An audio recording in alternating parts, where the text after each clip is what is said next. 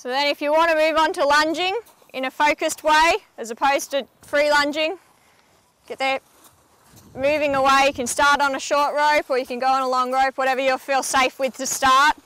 But you should eventually aim to be safe on any length rope. Good, so that's a respectful thing. I'm not going to send her on more when she does that. If she wants to stand and turn in and face me, that's her saying I'm being respectful of your space. I'm going to turn my bum away and I'm going to just stop. So that's good, and then I can ask her to move on quietly again. Just keep that hand up to keep her head out. Keep your other hand out to drive her forward. And wool, and then get the hindquarter yield. She does that off just a body language in the wool. But if you're teaching it to start off with, you can get them moving. You want the hindquarter yield, you can really bring their head around.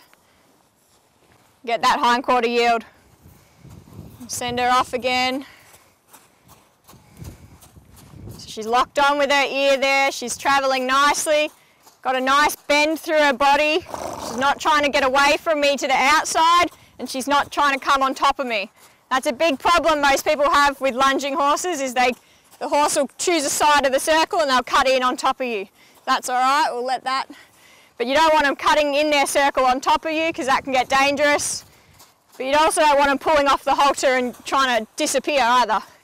So you just get the nice soft bend through the body and wool, hindquarter yield, nice and safe. Good girl.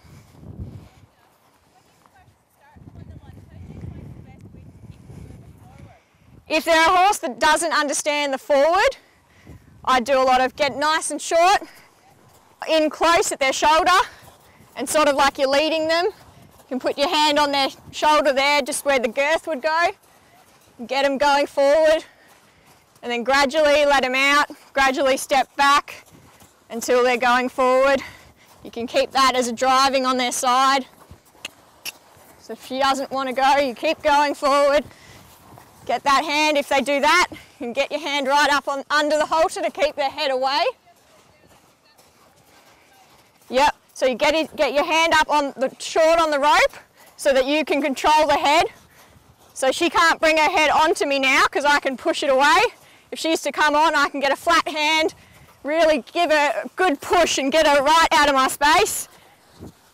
But I can also drive them on.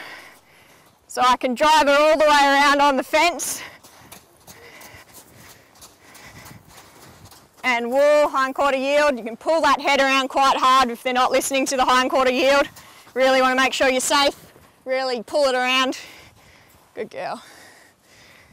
But yeah, if they don't understand the forward, a good one, yeah, start nice and short so you're safe.